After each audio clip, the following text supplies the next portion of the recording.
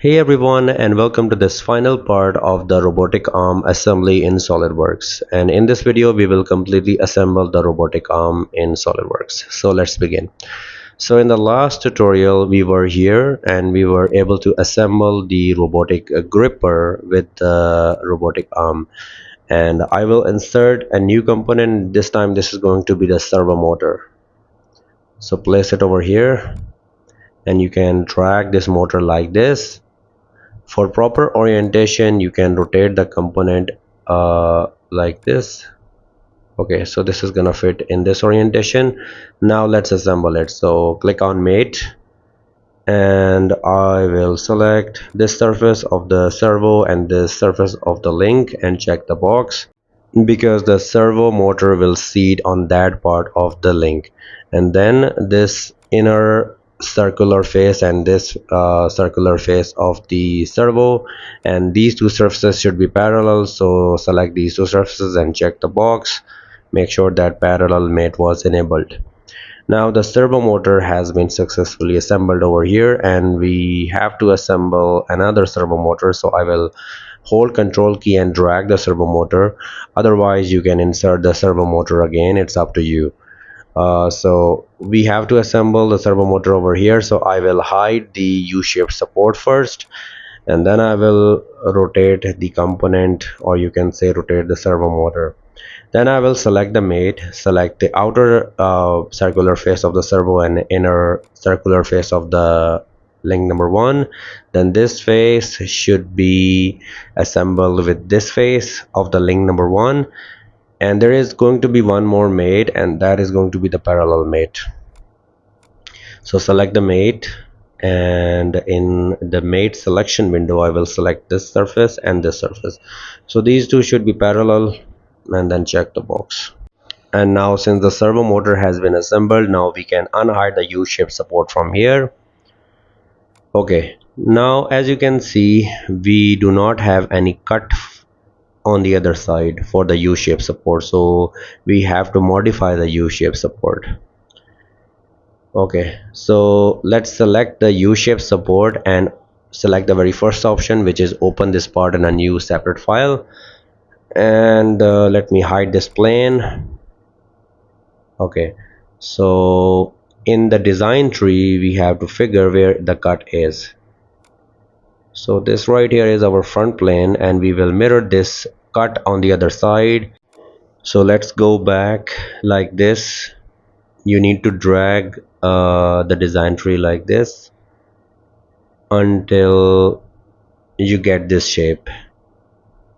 Then select the mirror and select here the front plane, and in features to mirror I will select this cut, so that the cut can be mirrored on the other side, as you can see it from here. And if we go down completely in the design tree, select this fillet and select the first option, that is edit feature, and also select this fillet as well, or otherwise you can make a fillet of radius 5 millimeters here, it's up to you. Then we also need that cut to be made here. So in the design tree we have got this cut, and we want this cut on the other side as well. So I will use that same front plane, I will keep it selected, and then I will select the mirror. So front plane has been selected automatically. In feature to mirror window I will select this window, and I will select this cut extrude, so that this can be mirrored on the other side as well. Now I will save the U-shaped support by going to file and click on the save button, and then I will cross the window. Now you can see this cut has been enabled or visible on the other side as well. Okay, now I will hide the U-shaped support again, and we have to assemble here the angle brackets. So let me open the rotational support in a separate file and click on the edit sketch for the last extrude cut. We have to mirror these two holes on the other side. So I will use this center line for that purpose, mirror about this center line, and press Ctrl S button, then cross this window. So we have got those holes on the other side as well. Then you can enable the U-shape support again. Now I will select the star fitting. So we have two different types of the star fittings. So I will use this fitting, which is for the gripper, and select the mate and made these two circular surfaces. Then I will select this arc, and correspondingly I will select this arc of the star fitting. Then I will select this face and this face so they can assemble like this. Okay, now let me press the control button and drag the star fitting on the other side, or you can insert the star fitting, it's up to you. I will rotate this star fitting, and using the same mates that we have used previously to assemble the star fitting on the other side, I will use the same mates here as well. This arc and correspondingly this arc of the link number 1, and this face and this face should be assembled. If you want to 3D print this, you can cut more holes and you can assemble the screws for proper fitting. It's up to you. You can do that modification, it's up to you. And here I will again insert the star fitting, but this time I will use the star fitting for the link, because there is a difference of the size only, not the shape. Then I will select the mate. I will mate the circular surfaces first, and then I will drag it away from the body. Select the mate again, this arc and correspondingly this arc of the star fitting, then this face and this face of the star fitting, and check the box. So this is assembled. So I will assemble the same star fitting on the other side. You can insert this star fitting for the link, or you can hold the control key and drag it away just like I have done. Rotate the component, and using the same mates I will assemble this star fitting for the link here as well.